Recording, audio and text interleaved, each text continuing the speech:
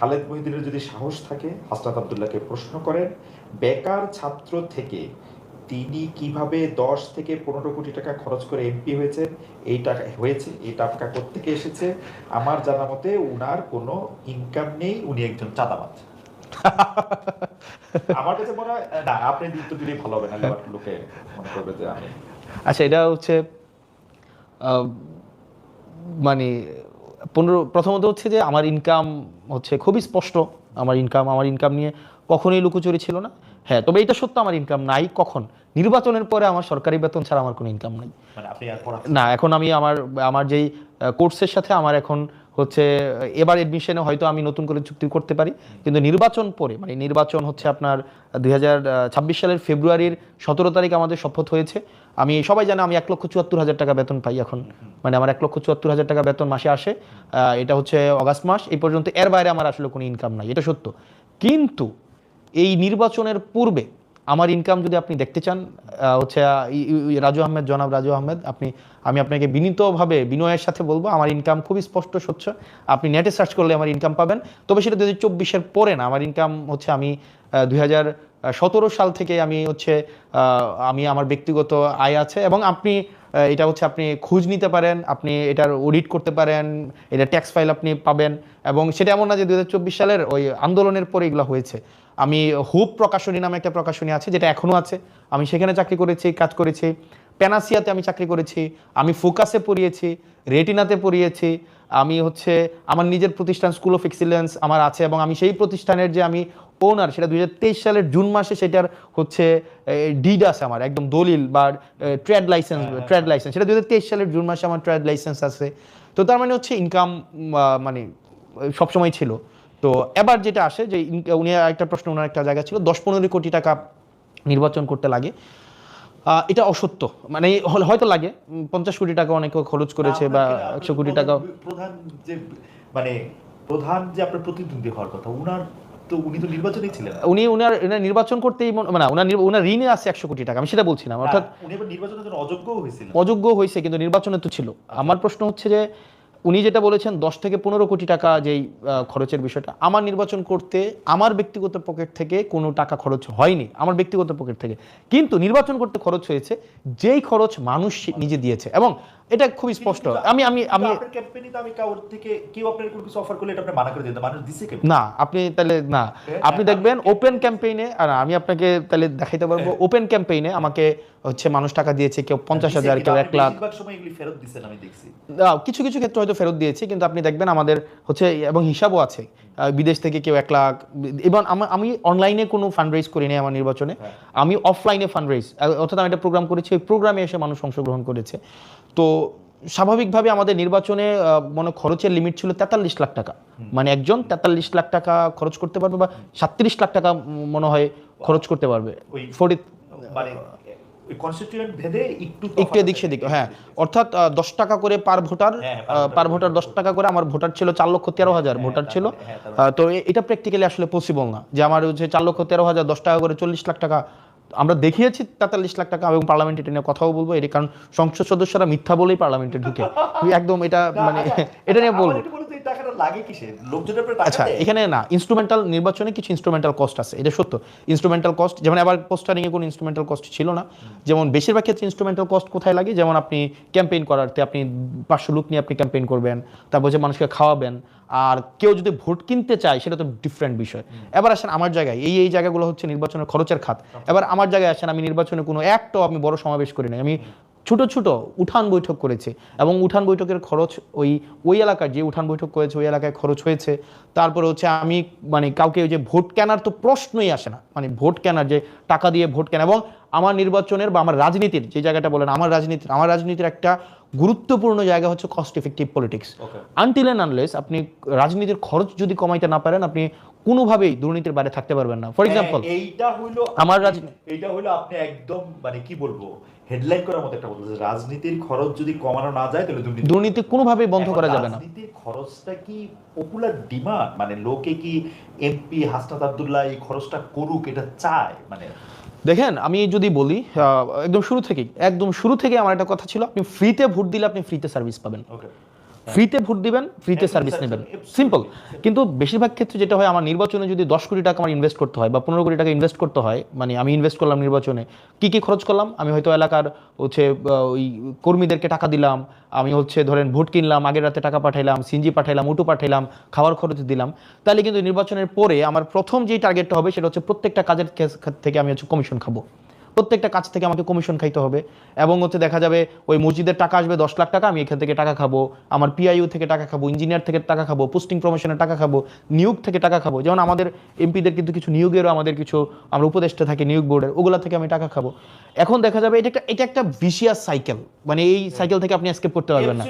এই সাইকেলটাকে ব্রেক করাই ছিল আমার প্রথম টার্গেট। সেজন্য আমি একদম ফ্রম ডে ওয়ান, আমি যখন সিদ্ধান্ত নিয়েছি আমি নির্বাচন করব, আমার ছিল আমি যদি 500 ভোটও পাই আমি টাকা খরচ করবো না, একদম ফ্রম ডে ওয়ান, যে আমার টাকা ছাড়া। এখন আপনি প্রশ্ন করতে পারেন যে আপনার টাকা খরচ হয় নাই, কিন্তু টাকা মানুষ খরচ করবে, আমার জন্য মানুষ খরচ করছে, এখন তাকে আমি ফ্রিতে সার্ভিস দিই। এখন আপনাকে একজন এটার ক্ষেত্রে আপনি একটা, আচ্ছা আমার সাউন্ডটা কি ঠিক হয় নাই? এটা বাড়ান যাচ্ছে তো বাড়াই দেন কার্ডের মাধ্যমে। আমি তো জিনিসটা হচ্ছে যে মানে দুইজনের সাউন্ড পাওয়া যাবে না একটা ইয়ার মধ্যে, মানে টেকনোলজির এই অবস্থা। যাই হোক, আমি আমি আমি যেটা বলি, আমি এই জায়গাটা যদি একটু স্পষ্ট করি, আমি একটু প্রশ্নটা করি, তাহলে এটা একটু বোঝা যাওয়ার একটু জায়গা, যে এটা কি একদম পাওয়া যাচ্ছে না? পাওয়া যাচ্ছে একটু কম। আর আমি আমার প্রশ্নটা হচ্ছে হাসান, আমি যেটা জানতে চাই যে ধরেন আপনার ক্যাম্পেইনে আমি ধইরা নেই যে অঙ্কের সুবিধার্থে 10 লাখ টাকা খরচ হয়েছে, তো সেই 10 লাখ টাকা খরচের মধ্যে আপনার একদল বন্ধু সেই 10 লাখ টাকা দিছে, আর আপনার যারা ভোটার তারাই 10 লাখ টাকা দিছে। এবার আপনি যখন সার্ভিসটা দেন, তখন যারা আপনার দিছে তাদেরকে আপনি বেশি সার্ভিস দেন কিনা, মানে তারা আপনার বেশি ক্লোজ কিনা, বিকজ তারা তো তাদের মানে তাদের এটা করছে এটার মধ্যে। আচ্ছা, ইন্টারেস্টিংলি আমি আগে বলি কি ধরনের সার্ভিস দিতে হয়। মানে ধরেন আপনি যদি টাকা আনেন, ফর এক্সাম্পল আপনি হচ্ছেন ধামতি ইউনিয়নের, হ্যাঁ, আপনি আমাকে নির্বাচনে ফান্ডিং করলেন, 20 লাখ টাকা 30 লাখ টাকা আপনি দিলেন, তাহলে কয়েকটা সার্ভিস আপনি আমাকে দিতে হবে, আমি আপনার কাছে লায়াবল হয়ে যাব। কি দিতে হবে? যেমন আপনার এলাকায় গরু বাজার হবে, তখন দেখা যাবে এই গরু বাজার আপনাকে দিতে হবে আমার, তখন আপনি আমাকে ধরেন ওই আপনার এলাকায় ধরেন কোন একটা নিয়োগ হবে, কাজী নিয়োগ হবে, তখন দেখা যাবে সেইখানে আপনি হচ্ছে ইন্টারফেয়ার করার চেষ্টা করবেন। আপনার এলাকায় একটা জলমহল হচ্ছে আপনার এলাকায় হচ্ছে টেন্ডার হবে, তখন দেখা যাবে আমি সেখানে লায়াবল হব। এখন প্রশ্ন হচ্ছে আমি কি এই ধরনের কোনো ব্যক্তি থেকে টাকা এনেছি কিনা, তাদেরকে এই সুযোগটা দিয়েছি কিনা? উত্তর হচ্ছে না। অর্থাৎ কোনো একটা নির্দিষ্ট ব্যক্তি আমাকে 50 লাখ টাকা দিবে, 20 লাখ টাকা দিবে, 10 লাখ টাকা দিবে, এবং সেটা হচ্ছে কি যে, এবং সেটা হচ্ছে একদম আপনার আর আমার নিজস্ব বোঝাপড়া থাকবে, বিষয়টা এমন না। আমাকে যদি মানুষ টাকা দিতে চেয়েছে, সেটা প্রকাশ্য দিবালোকে সবার সামনে যে আমি টাকা দিতে চাচ্ছি, অন কন্ডিশন যে আমি আপনার কাছে অ্যাকাউন্টেবল না, এবং এর বিনিময়ে আমি আপনাকে কিছু দিতে পারবো না, এবং এটা দেবিদ্বারে সবাই জানে না। এখন ইয়েস, এটা থাকবে কখন? এটা থাকবে কখন? যখন আপনি তার সাথে কোনো ধরনের সিক্রেট কোনো আন্ডারস্ট্যান্ডিং এ যাবেন, যেমন প্রকাশ্যে, এবং এটা যে আমি আপনাকে টাকা দিবেন, এটা হচ্ছে যদি দিয়েছেন নির্বাচনে, এবং আমাদের একটা কমিটি ছিল, আমাদের কমিটিতে ছিল, এবং এই টাকা আমরা সরাসরি কোনোভাবে ইয়া করি নাই। এবং আমরা বেশিরভাগ ক্ষেত্রে আমার নির্বাচনে যেটা করেছি, instead of receiving liquid money, আমরা বলেছি ওকে ফাইন, আপনি আপনার এলাকার দায়িত্ব নেন, আপনি আপনার এলাকার হয়তো ধরেন এই প্রোগ্রামটা করেছেন, ওখানে খাওয়ার দায়িত্ব দেন, অথবা এটার হচ্ছে ব্যানারটা করে দেন, অথবা চ্যাটগুলো দিয়ে দেন, সিম্পল। এখানে আমার ব্যক্তিগতভাবে বা আমার পার্টি ব্যক্তিগতভাবে ফ্রম ডে ওয়ান আমরা চেষ্টা করেছি রাজনীতিটাকে হচ্ছে আপনার টাকার বাইরে নিয়ে আসা। আদারওয়াইজ আমি যদি ধরেন টাকা নিতাম, তাহলে এখন কি হইতো, সামনে নির্বাচন আছে, আপনাকে আমার মনোনয়ন দিতে হইতো, গরু বাজার দিতে হইতো, আপনাকে আমার হচ্ছে জলমহল দিতে হইতো, আপনার বাড়ির রাস্তা পাকা করে দিতে হইতো, কাজী নিয়োগে আপনাকে প্রাধান্য দিতে হইতো। এখন দেবিদ্বারে সবাই জানে যে আমি কারো কাছে অ্যাকাউন্টেবল না, একজনের কাছেও না, কারণ আমি যেহেতু কাছ থেকে টাকা নিয়ে নির্বাচন করি নাই। সুতরাং আবার টাকা নিয়ে যদি টাকা কেউ খরচ করে থাকে, আমি তাকে এমন কোনো মানে শর্ত দেই নাই, কমিটমেন্ট দেই নাই যে আপনি আমাকে টাকা খরচ করেন আমি আপনাকে ফেরত দেবো। মোটামুটি ভাবে যতদিন থেকে সাংবাদিকতা করি, মানে 28 বছর ধরে, তখন বেশিরভাগ ক্ষেত্রেই দেখেছি যে কর্মী আর কর্মচারীর মধ্যে তফাৎ নাই। কেউ কোনো রাজনীতিবিদ বলতেছেন যে এরা আমার কর্মী হলো, এরা আচরণ করতেছেন হচ্ছে কর্মচারীর মতো, যে একটা টাকা চাচ্ছেন, একটা বেতন চাচ্ছেন। এটা খুবই ফ্রাস্ট্রেটিং লাগে, কারণ আমি যখন কোনো একটা আমার পলিটি থেকে কেউ একটা টাকা নেয়, আপনার কথাটাতে আমি আরো বেশি এটা প্রমাণ পেলাম, মানে আপনি তো টাকাটা নিজের পকেট থেকে দিবেন না, আপনি পলিটির টাকাটাই কিন্তু আবার নিবেন, আপনি টাকাটা নিবেন, এবং যে কোনো নেয়া দেওয়ার ক্ষেত্রেই আপনি যদি 5 টাকা ওনাদেরকে দেন, আপনি আসলে 15 টাকা ওনাদের থেকে নিয়ে নেবেন। তো সেইটা ওনাদের জন্য কিন্তু আসলে সস্তা পড়ে যদি ওনারা, এবং এটা এক ধরনের প্রায়োরি ইনভেস্টমেন্ট। আপনাকে ইনভেস্ট করছে, রাইট। আপনি হচ্ছে কেউ অনার চায়, কেউ পদ চায়, কেউ টাকা চায়। আপনি কোন ফর্মে, তিনটা ফর্মে হচ্ছে আপনি ফেরত দিবেন। কেউ তো হয়তো আপনি তাকে সম্মান দিয়ে কোনো একটা পদ দিবেন, অথবা তাকে কোনো ফর্মে তাকে হচ্ছে অ্যাকোমোডেট করবেন, অথবা তাকে কোনো একটা ব্যবসাপাতি দিবেন। আপনি আমার দেবীদ্বারা খোঁজ নিতে পারেন, এটা যেহেতু পাবলিক প্রোগ্রাম সবাই জানে এবং এখন অ্যাক্সেস টু ইনফরমেশন সবার কাছে আছে, প্রশাসনিক ট্রান্সপারেন্সি আছে। আপনি দেখবেন আমি কোনো বিষয়ে মানে সব কিছু, এটা পলিসি যেটা হওয়ার কথা ওভাবেই হবে, যে কেউ আমরা টেন্ডার ম্যানিপুলেশন করতে যাওয়া, কাউকে নির্দিষ্টভাবে কাজ দিয়ে দেওয়া, এই বিষয়গুলোর আমি এগুলার আমার কোনো কিছু লাইবিলিটি নাই। ইভেন আমার কর্মীদের কাছে আমি কোনো কমিটেড না যে আপনি যেহেতু আমার জন্য নির্বাচনে, যেমন আমি হচ্ছে নির্বাচনের ইমিডিয়েট পরপরই আমি একটা প্রবলেম ফেস করি, সেটা হচ্ছে যে আপনার কিছু দুইজন লোক আসে যে তার মেয়ে হচ্ছে এসএসসিতে ফেল করেছে, তো তার ফর্ম ফিল আপটা যেন আমি টেস্টে ফেল করেছে, তার ফর্ম ফিল আপটা করার জন্য যেন আমি হচ্ছে হেডমাস্টারকে বলে দিই। তো আমি বললাম এটা কেন বলবো, কারণ স্কুলের তো নিয়ম আছে, ফেল করলে তাকে অ্যালাউ করবে না। তখন উনি বললো আমি তো আপনার জন্য নির্বাচনে কাজ করছি। তা আমার প্রশ্ন হচ্ছে যে আমি তো আপনাকে এই কমিটমেন্ট দেই নাই যে আপনি আমার জন্য নির্বাচনে কাজ করলে আপনার মেয়ের ফর্ম ফিল আপ আমি ফেল করলেও করাই দিব। বরং এটা হইতে পারতো যে কিছু টাকা যদি আপনি টাকার দিতে পারছেন না, 10,000 টাকা হয়তো ফর্ম ফিল আপ, এই ক্ষেত্রে তো আমরা রিকোয়েস্ট করতে পারতাম। এটা আমাদের একজন জনপ্রতিনিধি হিসাবে এটা আমাদের একটা মানে এই যে পজিটিভ ভাবে অ্যাপ্রোচ করার, এটা অন্তত আপনি এক্সপেক্ট করতে পারেন আমার কাছ থেকে। তো সবাই এই এক্সপেকটেশনটা করে, তবে আমি এই জায়গাটা আস্তে আস্তে এটার লাগাম টানার চেষ্টা করছি, কারণ জনপ্রতিনিধি থেকে আপনি যত বেশি এক্সপেকটেশন রাখবেন, আনফেয়ার এক্সপেকটেশন, যেমন কিছুদিন আগে আমার এলাকায় একটা কাজী নিয়োগ হয়েছে, কাজী নিয়োগে সবার একটা প্রত্যাশা ছিল যে কাজী হয়তো আপনার দেখা যাবে বিভিন্ন দল থেকে তদবির আসা শুরু হয়েছে, কিন্তু আমরা আমাদের জায়গায় রিজিড ছিলাম যে যে পরীক্ষায় ভালো করবে, ভাইবাতে ভালো করবে, আমরা তাকেই হচ্ছে নিয়োগ দিব। তো ভাইবাতে যে ভালো করেছে 10 জন। কাজী নিয়োগের অথরিটিকে, কাজী নিয়োগের একটা বোর্ড থাকে, 5 জনের বোর্ড। এখানে যিনি সংসদ সদস্য থাকে তিনি থাকেন উপদেষ্টা, তারপরে ইউনো থাকেন, সাব রেজিস্ট্রার থাকেন। পর্যন্ত কি এমপির কথাতেই আসলে মানে ফাইনাল, এখানে যেহেতু আপনি যেটা বললেন এমপি কি আসলে ফাইনাল এটা দিতে পারেন। হ্যাঁ, হায়ারার্কি যেহেতু দেখেন আপনি স্বাভাবিকভাবে আপনার ওয়ারেন্ট অফ প্রেসিডেন্সি আমি 13, একজন ধরেন এখানে একজন ইউনো যিনি আছেন, হ্যাঁ, উনি স্বাভাবিকভাবে ওয়ারেন্ট অফ প্রেসিডেন্সের নাই। তো এখানে ভাইবা বোর্ডে কে কে আছেন, একজন ইউনো থাকেন। আমি এমনি জানতে চাইছি প্র্যাকটিসটা হচ্ছে কি, ধরেন ওয়ারেন্ট অফ প্রেসিডেন্সি একজন অ্যাসিস্ট্যান্ট জজও নাই, হ্যাঁ, কিন্তু অ্যাসিস্ট্যান্ট জজের যে ক্ষমতা আছে সেটা আবার এমপি সাহেবের নাই। ট্রু, কারণ উনি বিচার করেন। আবার জুরিসডিকশন যদি আপনি চিন্তা করেন, একজন থানার ওসির যে জুরিসডিকশন সেটা একজন আইজির নাই। ট্রু, মানে এইভাবেই কিন্তু এটা হচ্ছে কি অনেক বছর ধরে প্র্যাকটিস হয়ে আসছে, কারণ এটা যেহেতু আমাদের রেজুলেশনে যাবে। আমি জাস্ট ক্লিয়ার করি। তো দেখা গিয়েছে যে আপনার স্বাভাবিকভাবেই এমপি যেটা চায় স্বাভাবিকভাবেই এটা হয়ে থাকে, কিন্তু আমরা এটা চাই না, কারণ এটা প্র্যাকটিস। থিওরি হওয়ার কথা ছিল কি, বা আদর্শিক জায়গাটা কি হচ্ছে, একদম আইডিয়াল সিচুয়েশনে যে ক্যাপাবল তাকে 5 জন মিলে হচ্ছে রেফার করবে, কারণ এটা 5 জনের সিগনেচার লাগবে। সাব রেজিস্ট্রার সিগনেচার করবে, সংশ্লিষ্ট ইউনিয়নের চেয়ারম্যান সিগনেচার করবে, এমপি সিগনেচার করবে এবং ইউনিয়ন সিগনেচার করবে। আমরা ওই ভাইবা বোর্ডে যে সবচেয়ে ভালো করেছে তার কোনো রেফারেন্স ছিল না, আমরা তাকে রেফার করেছি।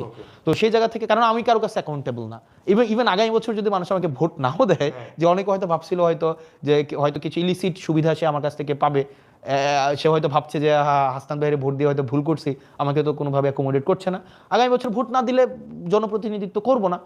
এর মানে এই না যে আমার একদম লাইবিলিটি আছে যে আমাকে নির্বাচিত হইতেই হবে, আবার টাকা খরচ করে, এই ধরনের কোনো বাধ্যবাধকতা নাই। ইন্টারেস্টিং।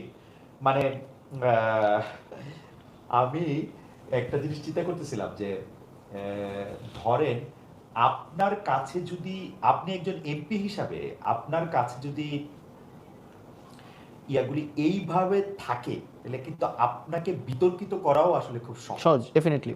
কারণ বাংলাদেশের মতো জায়গায় আপনি যাকেই নিয়োগ দেন, আপনি যতই ভাইবা নিয়ে নিয়োগ দেন, at the end of the day যদি এটা আপনার কারণেই তো আপনার এই জাল থেকে বাইরে আসা উচিত। হ্যাঁ, এটা বিষয়টা হচ্ছে কি, সবাই ধরেন আপনার কাছে 2 জন বিবাদমান পক্ষ আসলো, তো 2 জনের পক্ষে তো আপনি রায় দিতে পারবেন না। আপনি 2 জন বিবাদমান পক্ষে আসলে আপনি যে কেউ একজনের পক্ষে দেবেন, একজনের বিপক্ষে যাবে। যার বিপক্ষে রায়টা যায় সে মনে করে যে এক্ষেত্রে হয়তো সংশ্লিষ্ট ব্যক্তি হচ্ছে কম্প্রোমাইজড, মোরালি কম্প্রোমাইজড। তো এটা বাংলাদেশের একটা নেচার। তো এই জায়গা থেকে আমাদের দিন দিন বের হয়ে আসতে হবে আর কি। ওকে, আমি তাহলে আবার একটু এনসিপি রাজনীতিতে একটু ফিরে আসি। এনসিপি নিজেকে হচ্ছে সেন্ট্রিস্ট, অর্থাৎ মধ্যপন্থী রাজনৈতিক দল মনে করে, কিন্তু আমরা দেখতে পাই যে বাংলাদেশের রাজনীতি যেরকম মানে বাংলাদেশের রাজনীতি যেরকম, আপনি আপনার যেটা পছন্দ না সেইটার পক্ষে বা বিপক্ষে মানে আপনি খুব সাংঘাতিকভাবে রিয়েক্ট করেন। যেমন আমি উদাহরণ দিই, লেটেস্ট উদাহরণটা হচ্ছে এনসিপির প্রধান নাহিদ ইসলাম কয়েকদিন আগে, 2-3 দিন হবে মনে হয়, রবীন্দ্রনাথ ঠাকুরের স্মরণ করে তিনি একটি স্ট্যাটাস দিয়েছেন, সাধারণই স্ট্যাটাস, মানে ওটার মধ্যে অনেক বেশি কথা ছিল তাও না। ওইটা তো আমরা দেখছি যে মানুষজন খুবই খুবই খুবই মানে নেগেটিভ রিয়াকশন, যে মানে এইটার কারণ কি বলে আপনি মনে করেন? মানে মানে বাংলাদেশের মানুষ এরকম প্রান্তীয় মান দ্বারা হয়তো প্রভাবিত কেন? এখানে ধরেন স্বাভাবিকভাবে সামগ্রিক মানুষের মনোভাব নিয়ে রাজনীতি চলবে না। রাজনীতি মানুষের মতবাদকে হচ্ছে একদিকে নিয়ে যাবে। আপনি যদি সবসময় মানে মেজরিটি মাইনরিটি দিয়ে সব কিছু, অনেক সময় একটা মেজর একটা অংশ হচ্ছে ভুল পজিশন নিতে পারে, আবার অনেক সময় মাইনর একটা অংশ হচ্ছে সঠিক পজিশন নিতে